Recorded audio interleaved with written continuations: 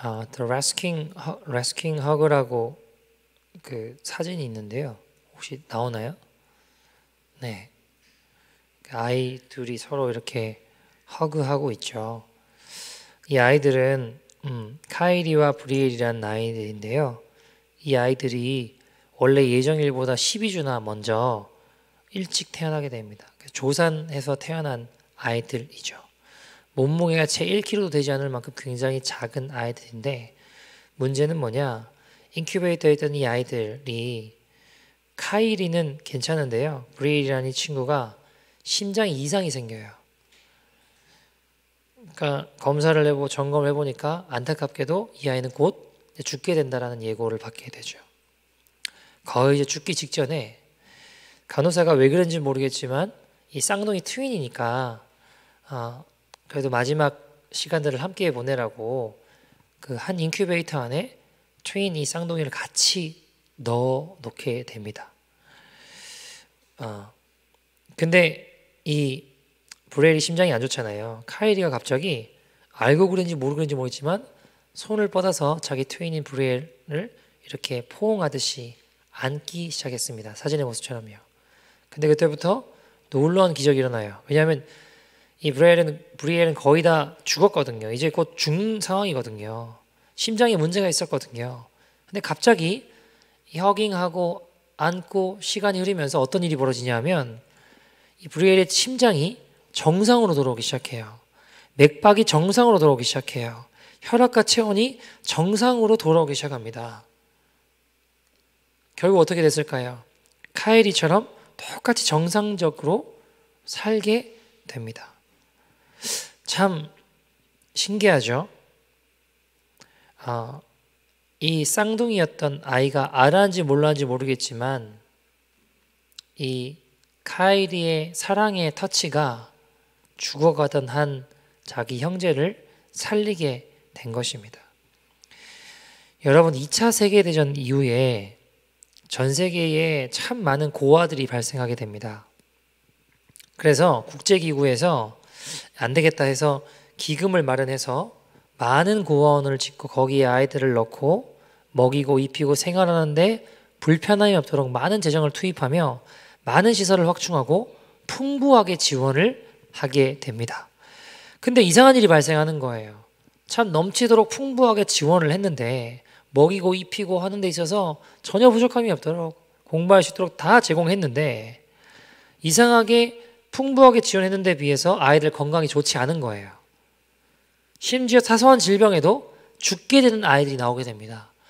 너무 이상하다. 이렇게 풍부하게 지원을 했는데 왜 이런 일이 발생하나 해서 조사를 하던 중에 발견한 놀라운 사실이 뭐였냐면 이 아이들이 건강하게 자라지 못하는 이유 중에 하나가 바로 이 터치의 부족이라는 겁니다. 사랑의 터치의 부족이었다는 것이죠. 일반 가정에 자라는 아이들에 비해서 이 고아원에 자라는 아이들은 부모를 통해서건 가족을 통해서건 사랑의 터치를 받지 못하는데 그것이 아이들의 면역력을 떨어뜨리고 결국 떨어진 면역력을 가진 아이들이 사소한 질병에도 쉽게 목숨을 잃게 되는 원인이 된다는 것을 발견하게 된 것이죠. 여러분, 이 사랑의 터치가 참 중요하구나라는 생각들을 해보게 되는데 안타까운 건 뭘까요? 지금 점점 코로나 시대가 되면서 대면보다는 비대면의 일상이 잦아지면서 점점 더 뭔가 세상이 삭막해져 가는 것 같아요. 여러분, 코로나 시대가 되면서 악수도 못하잖아요. 친밀한 어떤 교감 이런 거 점점 쉽지 않아지는 것 같아요. 여러분, 제가 가만히 생각해 보면 문제는 시간이 흐를수록 이 사랑의 터치보다는 점점 세상이 비난과 어떤 비교하는 것이 사회에 점점 더 커지고 있다는 것을 보게 됩니다. 여러분, 제가 가만히 생각해 보면 어릴 때 동네에 이렇게 나가면 어른들한테 참 이쁨도 많이 받고 사랑도 많이 받았던 것 같아요. 많이 안아주시고 사랑해 주셨습니다. 동네에 어른들은 다 알았던 것 같아요. 저 집에는 누가 살고 저 집에는 누가 살고 그 집에는 뭐 어떤 어르신이 계시고 다 알고 늘 동네 다니면서 어른들한테 인사하고 이쁨 받고 사랑받았던 것 같아요. 어릴 때 기억해 보면요. 근데 여러분 요즘은 어떤가요? 요즘은 옆집에 사는 사람이 누군지도 잘 몰라요. 옆집에 무슨 일이 있는지는 알지도 못할 뿐더러 당연히 누가 사는지조차 무슨 일이 있는지조차 전혀 알 수 없습니다. 점점 삭막해지는 것 같아요.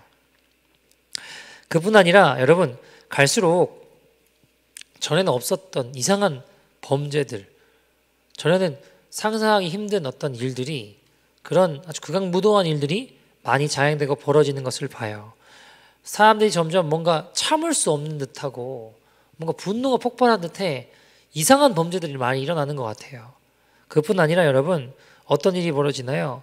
아주 비극적인 사고들, 사건들. 근데 이런 일들이 왜 일어나는 걸까? 생각하다 보니까 어쩌면 이런 사랑의 터치가 부족해서 그걸 받지 못해서 결국 분노를 참지 못하고 일어나는 일들은 아닐까라는 생각들을 해봅니다. 예전에 그 기사에 나왔던 거였는데 어떤 아이가 부모님을 죽였대요. 그래서 너무 끔찍하다. 왜 그런 일이 벌어졌나 보니까 부모님이 이 자녀한테 여자친구 좀 이상한 것 같다고 헤어지라고 그랬대요. 그래서 화가 나가지고 죽였대요. 말이 안 되잖아요. 이 정상적인 사고가 아니잖아요. 근데 왜 그럴까요, 여러분? 어쩌면 이 사랑의 터치의 부족으로 말미암아 결국 그 안에 사랑이 충만하지 않으니까 결국 분을 참지 못하고 화를 이기지 못하고 그렇게 분노를 다스리지 못해 끔찍한 일들을 벌이는 건 아닐까라는 생각들을 해봐요.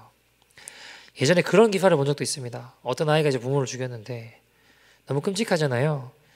근데 안타까운 게 그 집의 부모님도 그 아이를 사랑으로 터치하고 사랑으로 감싸주지 못하고 항상 막 두들겨 패고 했는데 막 어쩔 때는 골프채로 애를 그냥 사정없이 두들겨 패고 그랬대요.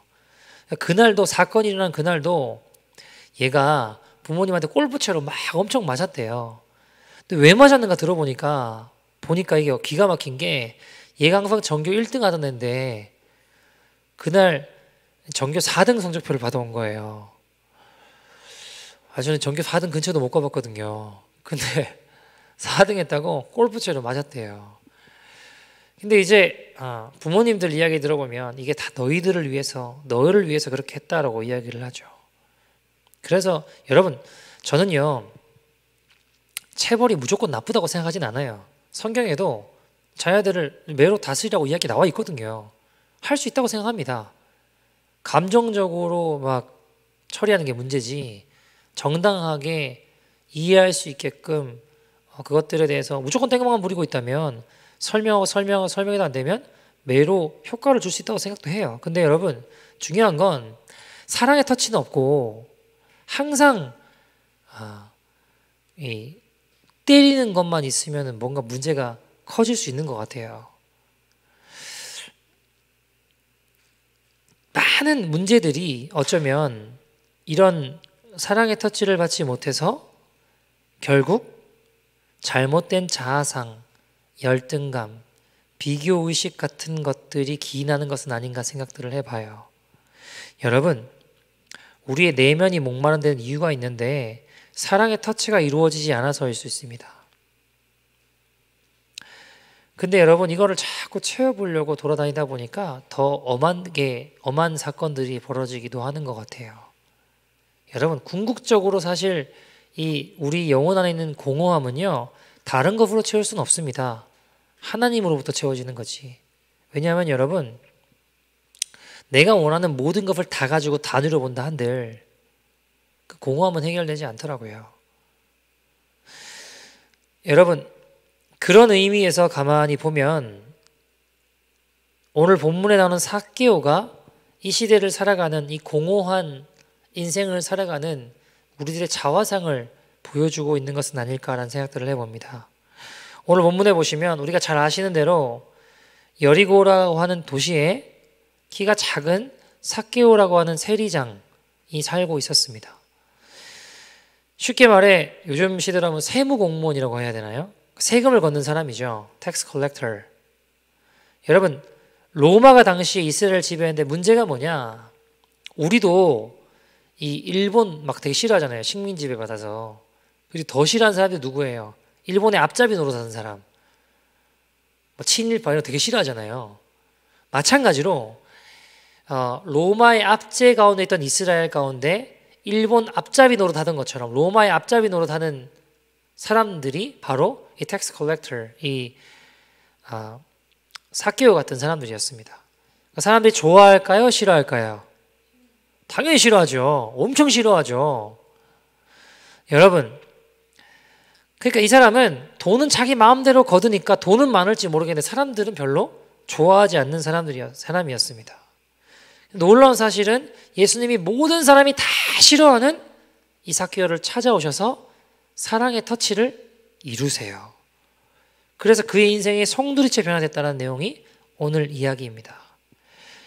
쉽게 말해 삭개오는 어떤 사람인가요? 삭개오는 돈은 많고 명예도 있고 힘도 있을지 모른지언정 그의 내면은 굉장히 공허하고 그의 내면은 굉장히 힘들고 그의 내면은 굉장히 이 빈 털터리 같은 내면은 병들어 있는 인생이었다라는 겁니다. 여러분, 우리가 지금 살고 있는 시대도 가만히 생각해 보면 역사상 이렇게 풍요로운 때가 없었던 것 같아요. 여러분, 캐나다가 됐건 한국이 됐건 굶어 죽는 것 때문에 그렇게 심각하게 걱정하는 때는 좀 지나간 것 같아요. 지금 보면. 여러분, 근데 이상하죠? 얼마 전에 조사한 거 보면요, 심지어 캐나다가 살기 좋은 나라 뭐 1등도 했더라고요. 그 조사했던 기준이 뭔지는 잘 모르겠는데 기사에 보니까 캐나다가 아무튼 1등을 했대요. 북유럽 국가들을 제치고 1등을 했대요. 어떤 기준으로 했는지 잘 모르겠지만 어쨌든 여러분, 굉장히 살기는 풍요로워진 때를 살아가는데 이상하게 사람들은 자꾸 뭐라고 하죠? 살기 힘들다라는 이야기가 나와요. 여러분, 왜 요즘 정신병들이 막 급증하고 있거든요. 지금 우울증을 비롯해서 정신병들이 이 기하급수적으로 엄청나게 늘어나고 있습니다.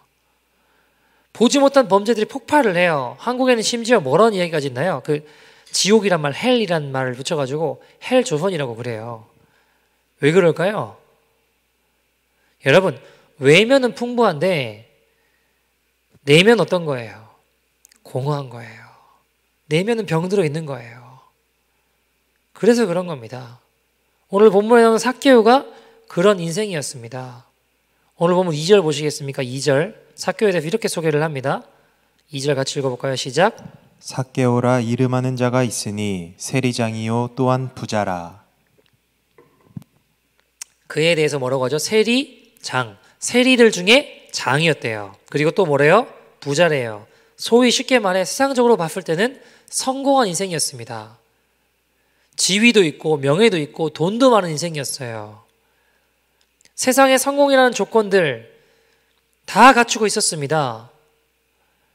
세금을 걷는 사람이니까 다닐 때마다 어떨까요? 니네 나한테 잘 보여야 돼. 내가 니네 세금 걷는 사람이야. 그러면 사람들도 굽신굽신 거려야겠죠. 아유, 삭개오한테 잘 보여야 돼. 그래야 세금 조금 낼 수 있어. 여러분, 캐나다도 세금이 얼마나 많나요? 캐나다 세금 많잖아요. 세금이 얼마나 중요합니까? 어떤 사람은 그런 얘기 하더라고요. 내가 세금만 안 내도 여유가 많이 생길 것 같다고. 여러분, 세금 중요하잖아요. 근데 당시 이 삭개오가 살았던 이 여리고라는 도시는요, 동서무역로를 끼고 있어서 상업의 이 중심지였습니다. 쉽게 말하면 부촌이에요. 자, 거기서 세금을 걷는 사람입니다. 그러니까 얼마나 부를 많이 축적했고 얼마나 부자였겠나요? 겉으로 보면 삭개오는요, 권력도 있지 돈도 많지 세상적으로는 성공의 조건을 다 갖춘 사람이었습니다. 근데 문제는 그는 내면 어땠을까요? 엄청난 공허함이 있는 사람, 엄청난 목마름이 있는 사람. 삭개오는 사실 사람들이 자기한테 굽신굽신 되는 게 진심에서 우러나온다고 생각했을까요? 안 했을까요? 아닌 걸 알았죠. 아마 그런 소리 듣지 않았을까요? 길을 지나가고 있는데 삭개오가 지나갔어요. 근데 어떤 부모가 애를 데리고 야야, 저놈이 삭개오인데 너는 커버 절대 저런 인생이 되면 안 된다. 저런 놈이 되면 안 된다. 들리겠다. 조용히 해야지. 엄마 뭐라고요? 조용히 해봐. 잘 들어. 나는 저런 인생이 되면 안 돼. 저런 민족의 피를 빨아먹는 저런 악한 놈, 이 반역자, 그런 인생이 되면 안 된다. 조용히 이야기한다고 했겠죠. 근데 삭개오가 들었을까요? 못 들었을까요? 다 듣죠. 왜 안 들리겠나요? 사람들이 날 싫어하는 걸 알까요? 모를까요? 너무 잘 알죠. 여러분, 내면이 완전히 공허하고 내면 세계가 완전히 파괴되어 있는 거예요. 돈은 많고 세상이 봤을 때는 성공적인 조건을 가졌을지언정, 실제로 여러분, 사람들이 얼마나 이 사람 싫어했냐면 본문 7절에 보면요, 예수님께서 내가 삭개오야 내려와라, 내가 이제 너희 집에 유하겠다 하시니까 사람들의 반응이 이랬어요. 반응이 삭개오 집에 가신다니까 예수님이. 7절 같이 읽어볼까요? 시작. 못사람이 보고 수군거려 이르되 저가 죄인의 집에 유하러 들어갔도다 하더라. 여러분, 사람들이 어땠대요? 수군거렸대요. 예수님 왜 죄인의 집에 들어가시나? 이렇게 반응했다라는 겁니다. 수군수군했다라는 겁니다. 여러분, 삭개오는 원하는 모든 것을 가졌지만 그의 공허한 내면은요, 돈과 명예로 채워지지 않았어요. 이 시대 같아요. 화려하고 풍요롭지만 내면은, 병든 내면은 그 어느 것으로도 채워지지 않는. 그러니까 사람들이 자꾸 어때요? 자살률이 요즘 엄청나게 늘어난대잖아요. 여러분, 행복하면 자살할까요? 안 하죠. 행복한데 왜 자살하겠어요? 이런 상황에 예수님이 삭개오를 찾아오시고 삭개오의 인생이 송두리째 변화되게 됩니다. 완전히 바뀌게 돼요. 완전히 다른 사람이 되게 됩니다. 왜요? 예수님이 삭개오에게 사랑의 터치를 이루신 거예요. 죽어있던 생명이 살아나게 됩니다. 여러분, 복음을 만나면 반드시 변화됩니다. 결탄코 이전의 삶을 살지 않습니다. 오늘 삭개오를 변화시킨 주님의 사랑의 터치가 우리 삶에도 일어나기를 소원합니다. 자, 그러면 삭개오에게 어떤 변화가 일어났는가? 정말 예수를 만나면 그의 인생이 송두리째 변화된다고 하는데 어떤 변화가 일어나는가? 삭개오의 삶의 모습을 통해 3가지 정도 살펴보려고 합니다. 첫 번째, 예수님의 사랑의 터치가 이루어지면 어떤 변화가 일어나나? 첫 번째, 문제의 근본을 보는 눈이 뜨여요. 뭐라고요? 문제의 근본을 보는 그 눈이 열리게 되고 뜨이게 되고 보게 된다는 것이죠. 무엇이 문제구나라는 걸 바로 안다는 거예요. 자, 여러분 한번 생각해 봅시다. 삭개오가 예수님의 사랑의 터치를 경험하고 그가 취했던 첫 번째 조치가 뭐였나요? 오늘 본문 8절입니다. 같이 읽어볼까요? 8절 시작. 삭개오가 서서 주께 여짜오되 주여 보시옵소서, 내 소유의 절반을 가난한 자들에게 주겠사오며 만일 누구의 것을 속여 빼앗은 일이 있으면 내 갑절이나 갚겠나이다. 자, 여러분 제가 질문 드려볼게요. 삭개오의 이 변화를 보고 삭개오가 자기 소유의 절반을 가난한 자에게 나눠주겠대요. 내가 혹시 잘못한 거 있으면 바로 잡는 정도가 아니라 4배를 갚겠대요. 여러분 가지고 있는 통장에 있는 모든 재산을 반뚝 잘라서 가난한 사람에게 나눠줄 수 있으십니까 지금? 잘못된 거 있으면 4배를 갚겠대요. 보통 변화가 아니라 어마어마한 변화 아닌가요? 여러분, 삭개오는 원래 어떤 인생이었나요? 무슨 일을 벌여서라도 남들을 짓밟아서라도 내가 올라가야 되고 일어서야 되는 인생이었다고요. 자, 여러분, 삭개오가 4절에 보시면 어디서 예수님을 만나나요? 4절에 보면 돌 무화과 나무에 어떻게 했대요? 예수님 만나려고 올라갔대요. 그죠? fig tree. 돌 무화과 나무에 어떻게 했다고요? 올라갔다고요. 그는 항상 올라가려는 인생이었어요. 그게 무슨 대가를 지불해서라도 남들을 짓밟아서라도 어떤 일을 벌이더라도 내가 항상 올라가는 거, 성공하는 거, 거기에 혈안되었던 인생이었습니다. 삭개오가 세금 벌을 때 사람들이 자기를 매국노로 여기는 것을 알았을까요? 몰랐을까요? 알았다니까요. 그럼 어떤 마음이 들까요? 아, 내가 잘못했구나. 이게 아니라, 내가 나쁜 놈이야. 이게 아니라 어땠을까요? 니네가 뭔데 감히 나를 짐승 취급하고 매국노 취급하고 비난하고 죄인 취급하냐? 니네가 문제다 하고 살았다고요. 여러분, 사람은요, 죄성이 있기 때문에 자기 잘못은 잘 못 봐요. 늘 남들이 문제라고 생각합니다. 문제는 늘 내 주위에 있는 사람들인 거예요. 내가 아니라. 삭개오도 자기가 물질을 탐하고 재물을 착취하면서도 그게 문제라고 생각하지 않았어요. 뭘까요? 아니, 내면에 어떤 생각이 있었을까요? 저놈들 내 앞에서는 굽신굽신 대면서 뒤만 돌아서면 나를 비난하네, 나를 헐뜯네, 이런 생각을 하고 있었던 겁니다. 여러분, 우리도 그러잖아요. 내가 문제라고 생각하는 게 아니라 이 세상이 문제고, 남편이 문제고, 아내가 문제고, 자식이 문제고, 친구가 문제고, 부모가 문제고, 이 사회가 문제다라고 생각하지 않으십니까? 그래서 우리는 남 탓을 되게 잘해요. 여러분, 저는요, 이 세상이 문제가 없다라고 생각하지 않습니다.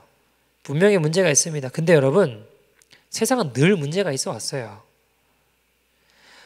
마지막 때가 되면 될수록 세상이 점점 더 악해질 겁니다. 악은 더 창궐할 겁니다. 자, 그럼 우리가 그들보다 더 악으로 깡으로 더 악해지면 되나요? 2배로 복수하면 되는 거죠? 여러분, 세상이 약하다고 아무리 탓해봐야 아무것도 해결되지 않아요. 성경은 뭐라고 얘기하나요? 선으로 악을 이기라고 얘기했어요. 2배로 복수하라고 이야기하지 않았습니다. 선으로 악을 이기는 것이 하나님의 방법이에요. 근데 우리는 악에 받쳐 악으로 악을 이기려고 합니다. 하나님은 우리에게 선으로 악을 이겨. 왜요? 원수 갚는 것은 누구에게 속한 거래요? 하나님께 속한 거기 때문에. 내가 갚을 필요 없어. 네가 갚을 필요 없어. 나에게 맡겨. 그리고 너는 선으로 악을 이겨라고 말씀하십니다. 여러분, 늘 남 탓만 하며 악에 받쳐 살던 삭개오에게 예수님이 다가오셨어요. 그리고 이 삭개오가 주님의 사랑의 터치를 경험하게 되자, 아, 저 사람들이 문제가 아니라 내가 헛된 것을 추구하며 살았구나. 이 물질과 지위가 내 내면의 목마름을 해결해 줄 수 없구나. 사실 다른 것이 문제가 아니라 내가 문제였구나라는 걸 깨달아요. 여러분, 복음을 경험하면 반드시 내가 죽일 죄인인 걸 깨닫게 됩니다. 이사야가 하나님의 사랑의 터치를 딱 경험하고 난 다음에 보인 첫 번째 반응이 뭔지 아십니까? 하나님의 임재를 경험하고 하나님의 터치를 딱 경험하고 난 다음에 첫 번째 그가 보인 반응, 이사야 6장 5절입니다. 같이 한번 읽어볼까요? 시작. 그때에 내가 말하되 화로다 나여 망하게 되었도다. 나는 입술이 부정한 사람이요 나는 입술이 부정한 백성 중에 거주하면서 만군의 여호와이신 왕을 베었음이로다 하였더라. 자, 보세요. 화로다 뭐예요? 나여 망하게 되었도다. 나는 뭐래요? 입술이 부정한 사람이요. 무슨 말입니까? 내가 죄인입니다라는 거예요. 내가 죄인입니다. 하나님의 사랑의 터치를 경험한 자에게 일어난 첫 번째 변화, 내가 죄인인 것을 처절하게 깨달았습니다. 처절하게. 다른 거 탓할 거 없고 내가 정말 지옥 갈 죄인인데 이런 나를 구원하셨구나. 내가 정말 죽일 죄인이구나. 이걸 깨닫게 될 때 우리 안에는 구원의 감격이 넘치게 되어 있습니다. 우리 안에 삭개오에 일어난 이 예수님의 사랑의 터치가 일어나기를 간절히 소원합니다. 두 번째, 예수님의 사랑의 터치를 경험하게 되면 우리의 가치관이 변화되게 됩니다. 가치관이 변화돼요. 예전에 원더걸스라고 하는 그 여자 가수들이 있었다고 합니다. 저도 잘 몰라요. 근데 어쨌든 그 친구들 중에 리더였던 선혜라는 친구가 있는데 이 친구가 엄청나게 인기가 있는 이 그룹 리더였는데 맨날 1등하고 막 그랬대요. 근데 하루아침에 돌연 은퇴를 선언하고 어떤 선교사의 아내가 되기로 결정을 해요. 세상에 꼭대기에 있던 그 친구가 하루아침에 다 버리고 그냥 선교사의 아내가 되겠대요. 그래서 너무 의아하잖아요. 시간이 흐르고 인터뷰를 하게 돼요. 아니, 왜 그 모든 인기를 버리고 선교사의 아내가 되었습니까? 라고 질문을 하죠. 근데 이 선혜라는 친구가 뭐라고 대답하냐면 이렇게 대답합니다. 예수님을 위해서 살지 않고 나를 위해 사는 것이 원죄라는 것을 깨달았습니다. 굉장히 중요한 이야기 같아요. 예수님을 위해 살지 않고 내 욕심과 내 자신만을 위해 살아가는 것이 죄구나라는 걸 깨달았다는 거예요. 자, 그가 이런 질문을 해요. 아니, 그래도 다시 박수를 받는 그 영광의 자리가 그립지 않냐?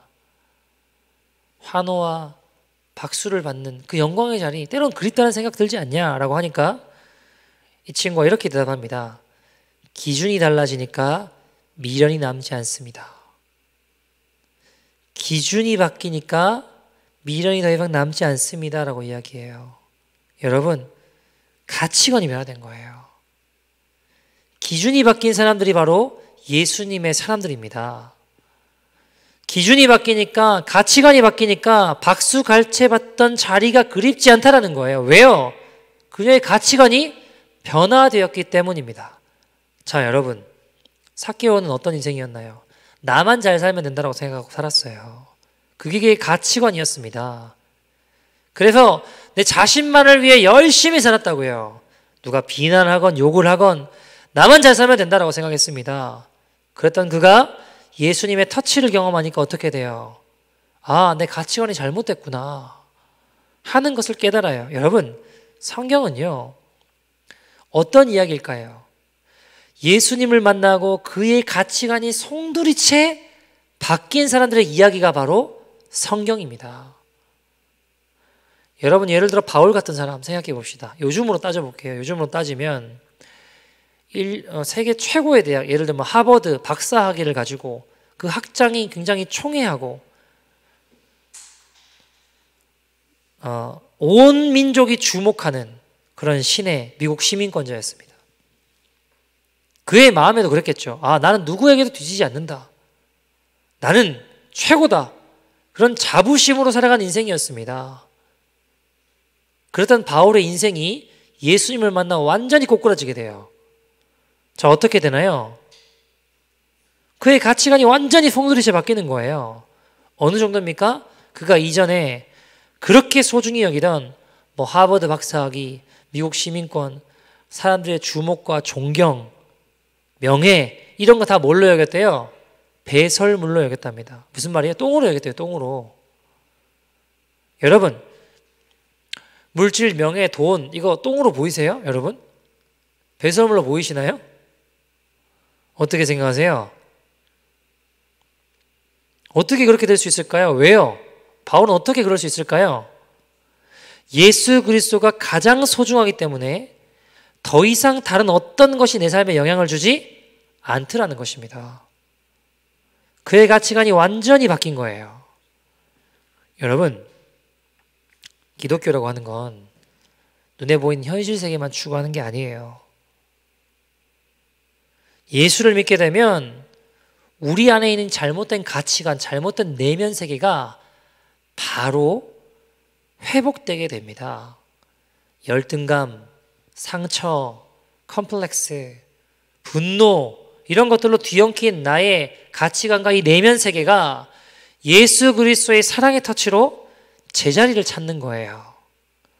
여러분, 이 시대가 불행한 이유가 뭘까요? 저는 가치관이 무너져서 우리의 내면 세계가 무너진 거라고 생각합니다. 그럼 어떻게 될까요? 잘못된 기준을 향해서 온 마음을 다해 쫓아가고 살게 되잖아요. 성경에 보면요, 예수님이 태어났을 당시에 헤롯이라는 사람이 왕이었어요. 근데 헤롯이라는 왕의 내면 세계는요, 그의 가치관은요, 뭐가 제일 중요했냐면 그의 기준은 이 왕자, 왕이 가장 중요한 그의 기준과 그의 가치관이었습니다. 근데 예수님 태어났는데 어떤 소문이 들려요? 왕이 태어났대요. 왕이. 자, 내 인생의 가치관과 내 기준은 뭐라고요? 왕이에요. 근데 지금 왕이 태어났대요. 그걸 빼앗길까봐 하는 두려움이 일어나니까 어떤 일이 벌어지나요? 그 내면 세계가 잘못되어 있으니까 어떻게 되나요? 2세 이하 모든 아이들을 다 죽여버리잖아요. 그런 끔찍한 일을 벌인다고요. 왜요? 내면 세계가 삐뚤어져 있으니까.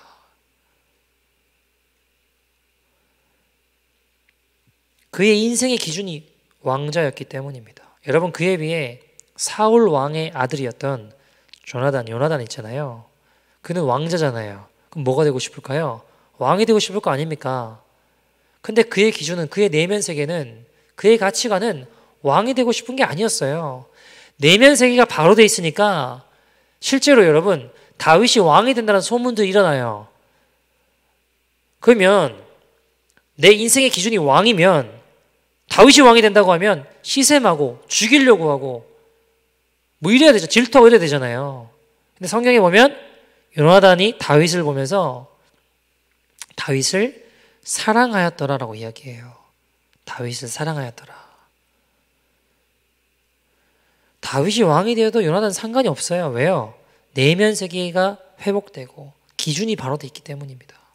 가치관이 바로 돼 있기 때문에, 변화됐기 때문에 그래요. 여러분, 제 아버지는 학업에 대한 열등감이 있으셨어요. 왜냐하면 초등학교만 나오셨는데 중학교 그때는 시험 봐서 갔대요. 근데 시험을 봤는데 붙었대요.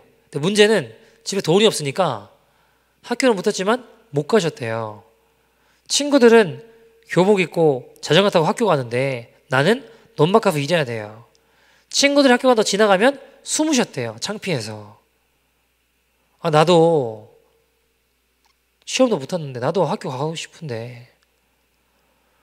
그러니까 이 학업이나 이런 것에 대한 어떤 좀 컴플렉스 같은 게 있으셨던 것 같아요. 열등감이 있으셨던 것 같아요. 공부 못한 것에 대해서. 그래서 볼 수 있는 글이라는 글은 다 읽으셨대요.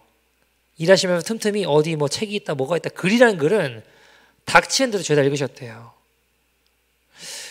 여러분, 이랬던 아버지가 주님을 만나게 되니까, 주님의 사랑의 터치를 받게 되니까 어떻게 될까요? 그 잘못된 내면 세계가 바로 회복되는 거예요. 이제는 그 약함을, 그 연약함을 자랑하며 간증하며 하나님을 드러내세요. 아버지 공장에서 아버지보다 학벌이 낮은 사람이 없어요. 초등학교밖에 못 나왔지만 하나님이 인도해 주신다.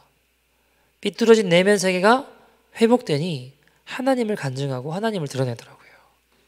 그게 더 이상 문제가 되지 않아요. 여러분, 내면 세계의 변화를 경험한 사람은요, 가치관이 변화된 사람은 더 이상 나를 괴롭게 해오던 문제들이 별거 아니라는 사실을 깨닫게 됩니다. 그의 가치관이 변하고 그의 삶이 변화되게 된 겁니다. 자, 여러분, 바울이 물질, 명예, 이 모든 것들 있잖아요. 그걸 배설물로 여기는 게 쉬울까요?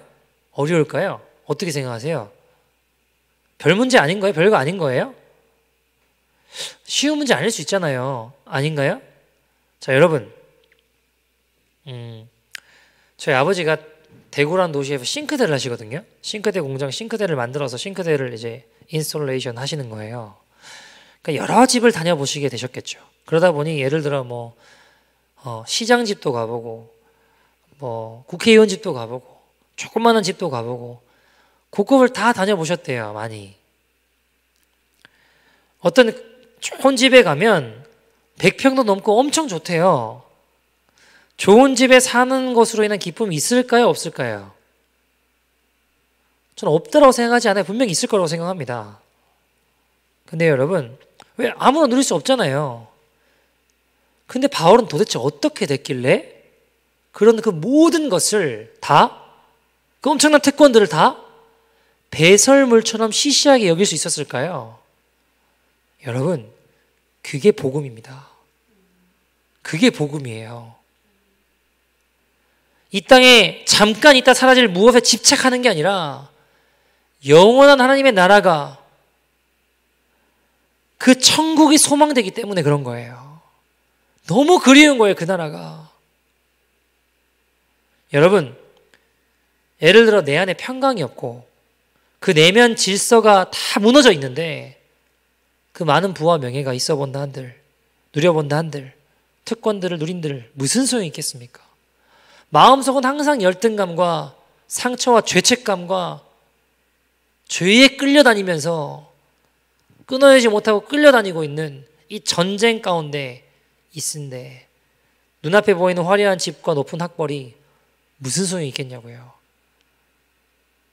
여러분, 우리 안에 삭개오처럼 예수님의 사랑의 터치를 경험하여 우리의 가치관과 우리의 내면 세계가 회복되는 은혜가 있기를 소원합니다. 여러분, 가치관이 변하면 복음의 능력이 발휘됩니다. 제 인생에 가장 행복했을 때가 언제일까요? 지금도 행복해요. 목회하는 이때가 너무너무 행복합니다. 그런데 가장 행복했을 때는요, 가만히 생각해 보면 가장 어려운 그 시절에 우리 예수님 만났을 때예요.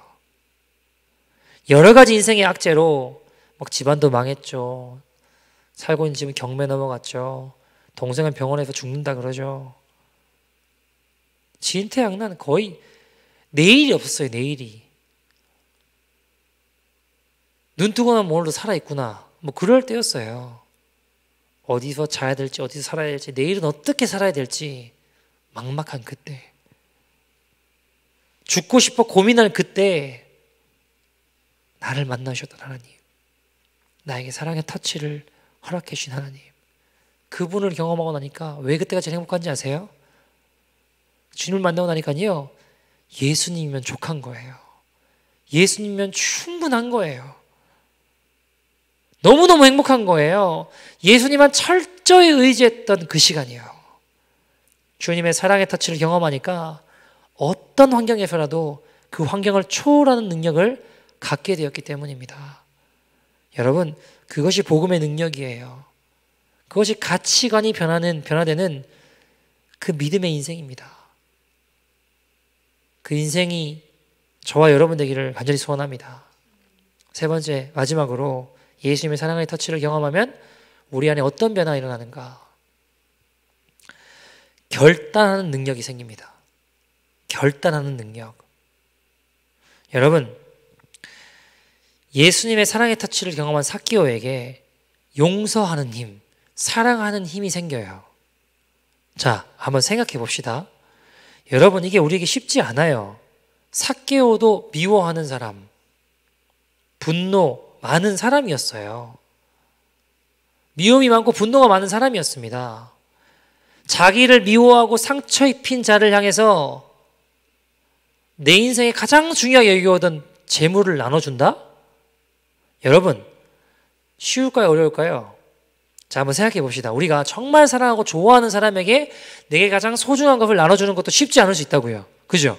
근데 원수에게, 내가 정말 싫어하고 미워하는 사람에게, 나에게 상처 준 사람에게 내가 가장 소중하게 여기던 것들을, 재물을 나눠준다? 어떻게 생각하세요? 뭐 그 정도야 목사님 아무것도 아니죠. 그렇게 생각하세요? 쉽지 않을 수 있잖아요. 그죠? 근데 삭개오가 예수님의 사랑의 터치를 경험하니까 어떻게 되는 거예요? 그 결단으로 나아가요. 용서하는 힘, 사랑하는 힘을 가지고 그 결단으로 나아가더라고요. 여러분, 우리 문제를 볼 때 그 문제를 해결하려고 많이 노력하죠. 그죠? 저도 마찬가지예요. 저도 주님, 이분은 어떻게 해야 됩니까? 또는 이 가정에 이런 문제가 있는데 주님 어떻게 해야 됩니까? 방법을 좀 알려주십시오. 어떻게 해야 됩니까? 주님 알려주십시오. 기도해요. 구해요. 지혜를 달라고 기도합니다. 어떻게 하면 되고 방법을 알려달라고. 근데 여러분, 주님이 가르쳐 주시는 방법은요, 내가 생각하는 지혜로운 그 방법, 그런 거랑 달라요. 저는 아주 구체적인 솔루션을 가지고 이렇게 해결하면 와 대단하다 이렇게 되는 거 생각하고 주님께 물어볼 거 아니에요. 주님, 뭐 어떻게 해야 됩니까? 주님은요, 십자가 하나님의 사랑이 부어지면 해결되지 않는 문제가 없다는 거예요. 여러분, 십자가 주님의 터치가 그 마음에 부어지면요, 그렇게 미워하던 사람이 마음이 사라지고 그렇게 용서가 안 되던 사람이 용서가 되는 겁니다. 다른 방법이 아니라 우리 안에 십자가의 감격이 회복되잖아요. 예수님의 사랑의 터치가 이루어지면 용서하는 힘, 사랑하는 힘이 생기는 것입니다. 자, 한 이야기 들고 말씀을 좀 마치려고 하는데요. 누가복음 8장에 보면 43절부터 48절에 보면 12년 동안 혈류병 앓던 여인이 나와요. 여러분의 혈류병 앓는다는 말은 계속 피가 멈추지가 않는다는 건데, 우리가 아시는 대로 당시에 이런 병들은 부정한 자로 여김을 받았습니다. 다르게 표현해 보면 하나님께로부터 버림받은 자, 하나님께로부터 저주받은 자라고 여겨졌다고요. 근데 여러분, 당시에 유대교 전승에 의하면 어떤 이야기가 있었느냐, 아주 훌륭한 랍비의 옷자락을 만지면 병이 낫는다라는 이야기가 있었어요. 자, 이 혈류병 앓던 여인의 입장에서 어떤 생각이 들까요? 예수님이란 분이 훌륭한 분이 오신대요. 어떤 생각이 들까요? 야, 내가 저분의 옷자락만 만질 수 있으면 병이 낫지 않을까. 마지막 소망과 희망을 가져보는 거예요. 내 인생이 비록 비참하고 10수년 넘게 저주스럽게 죽임 당한 사람 같은 인생을 살아왔지만 저 예수님의 옷자락만 한번 만지면 혹시 살 수 있지 않을까? 나을 수 있지 않을까? 마지막 희망을 가져보는 거예요. 그래, 저거 한번 만져보고 만약에 낫지 않으면 어차피 하나님께 버림받은 인생, 어차피 저주받은 인생 끝내자. 죽자. 어차피 숨만 붙이고 살아야지 죽은 인생이랑 뭐가 다르냐, 내 인생이. 부끄럽고 창피하고 저주받은 인생 아니냐. 마지막 희망, 저 예수님 옷자락 붙잡아 보고 만약에 그래도 낫지 않으면 그냥 죽자. 그런 마음으로 나아갔던 것 같아요. 여러분, 사람들을 해치고 예수님께 나아가는 거 쉽지 않을 수 있어요. 그러나 인생을 건 마지막 결단이었어요.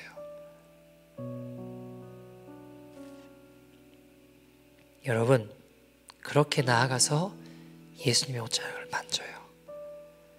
그 성경에 의하면 병이 낫게 되죠. 근데 여러분, 그냥 보면 옷자락을 만졌다, 옷을 만졌다라고 되어 있지만 정확하게 말씀드리면 옷단 끝에 있는 이 술, 옷가문에 묶여 있는, 이렇게 묶여 있는 그 술을 만진 거예요. 근데 여러분, 옷단 귀퉁이에 술을 만졌다는 말은 이게 조금 보통 일이 아닐 수 있는 게 뭐냐, 술은 아무나 만질 수 없어요. 허락받은 자들만 만질 수 있다고요. 왜 그러냐, 이 굉장히 중요한 의미를 가지고 있는 게 이 옷단의 술이거든요. 민수기 15장 38절에서 40절에 보시면 성경은 이런 이야기를 해요. 옷단 술에 대해서 이렇게 설명을 하고 있습니다. 이스라엘 자손에게 명령하여 대대로 그들의 옷단 귀에 술을 만들고 청색 끈을 그 귀에 술에 더하라. 자, 그리고 뭐가 쓰여졌느냐, 이 술은 너희가 보고 여호와의 모든 계명을 기억하여 준행하고 너희를 방종하게 하는 자신의 마음과 눈의 욕심을 따라 음행하지 않게 하기 위함이라. 그리하여 너희가 내 모든 계명을 기억하고 행하면 너희의 하나님 앞에 거룩하니라. 자, 무슨 이야기냐, 옷단 귀, 이 옷 끝에 자락에 있는 옷단 귀의 술에는 하나님 말씀이 기록되어 있었습니다. 그러니까 유대인들은, 랍비들은 그 옷단 귀의 술을 보며 하나님 말씀을 보며 하나님을 기억하는 거예요.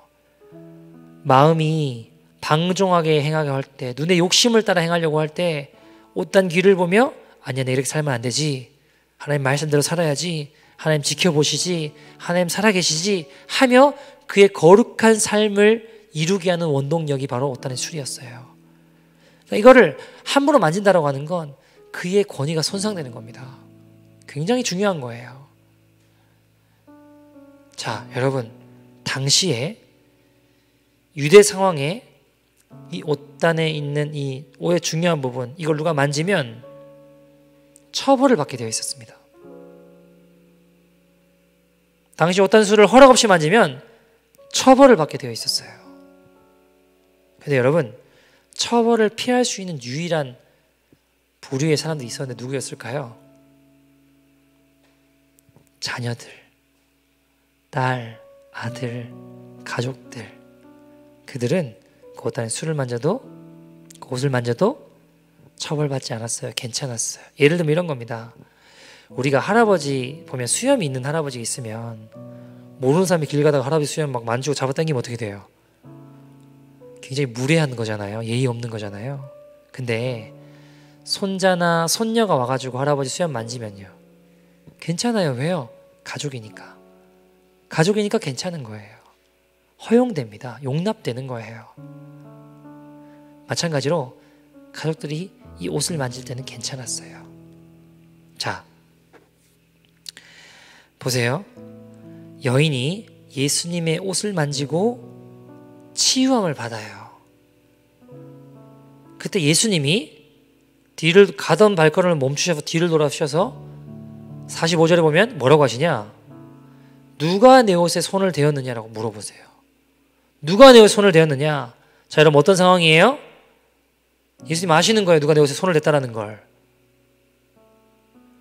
어떤 상황이에요? 이 여인은 처벌받을 상황입니다. 그죠?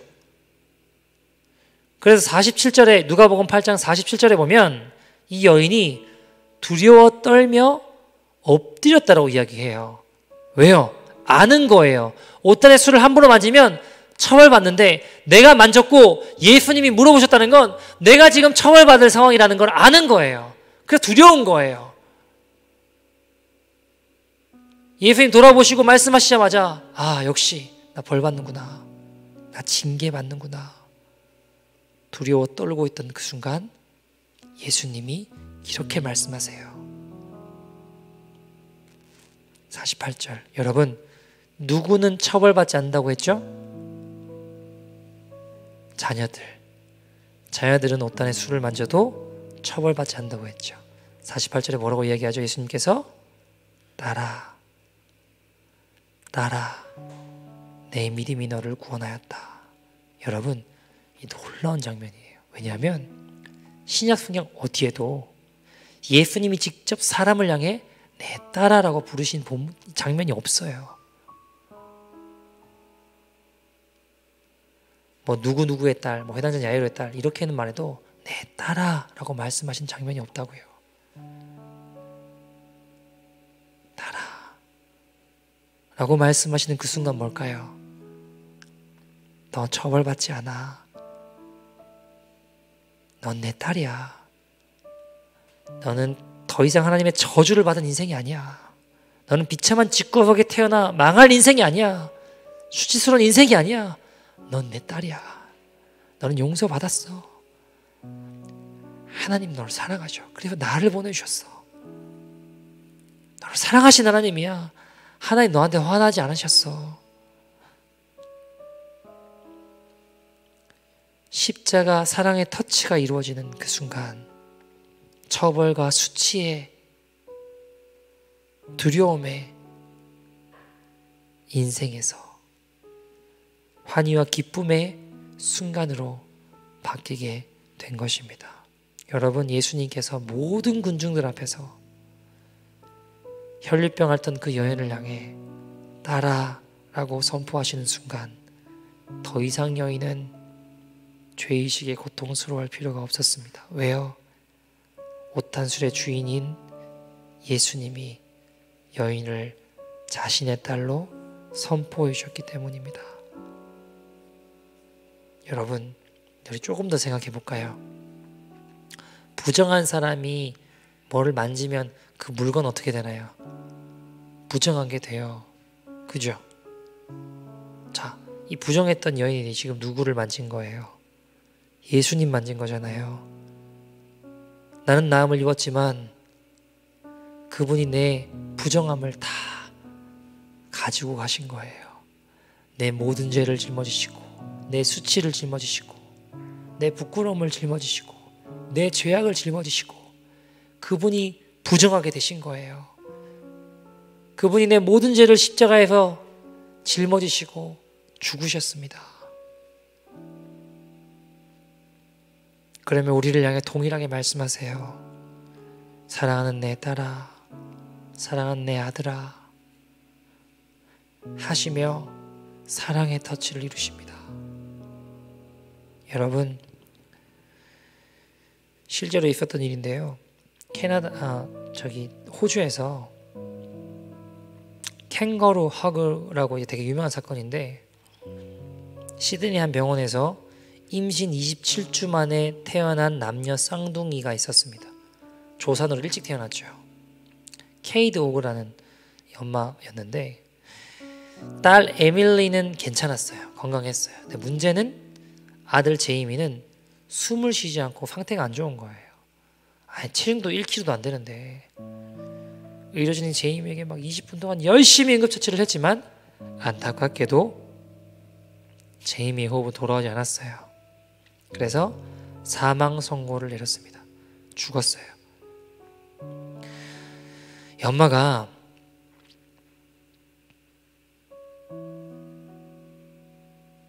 아들이 포기가 안 되는 거예요. 그래서 의사에게 간절히 부탁합니다.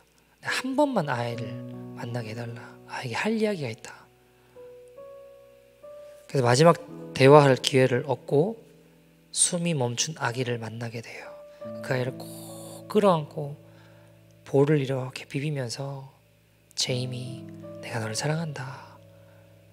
쌍둥이와 함께 행복하게 살고 싶어 라고 속삭였습니다. 그리고 자신의 젖을 이 손가락에 묻혀서 제이미의 입에 넣어요. 그리고 아이를 꼭 끌어안아요. 사랑의 터치를 꼭 이루죠. 놀라운 일이 벌어져요. 분명히 숨이 멈췄고 죽었어요. 근데 이 아이가 다시 숨을 쉬기 시작하는 거예요.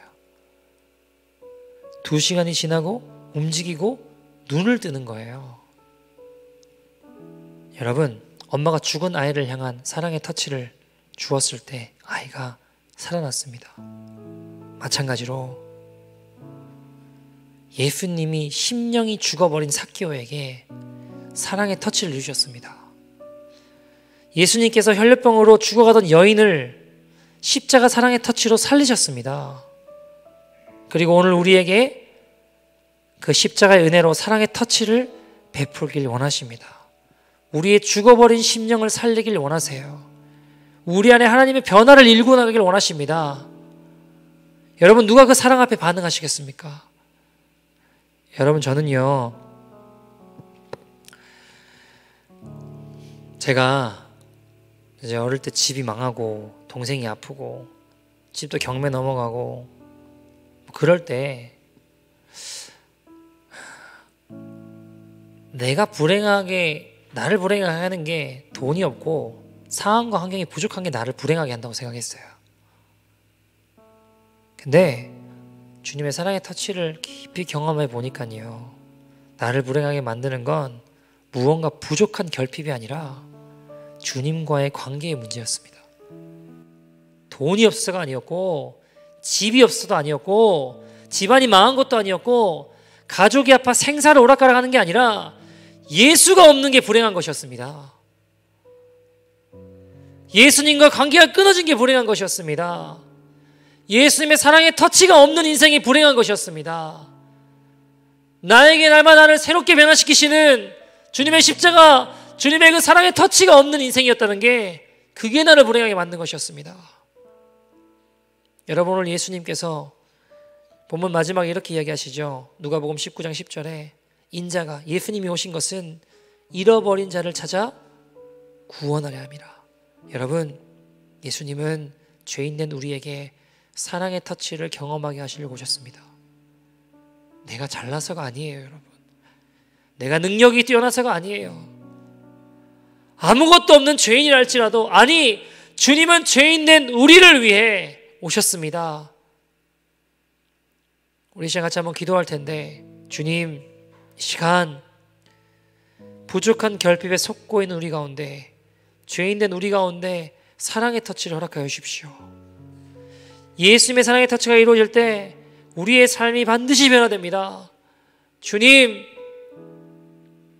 사랑의 터치가 없어 그 조그마한 질병에도 생명을 잃어버리는 그 고아원 아이들처럼, 나의 삶에 예수님의 사랑의 터치가 없어 그 십자가에 내가 공급되지 않아. 그걸 몰라서 조그만한 영적인 질병에도, 조그만한 공격에도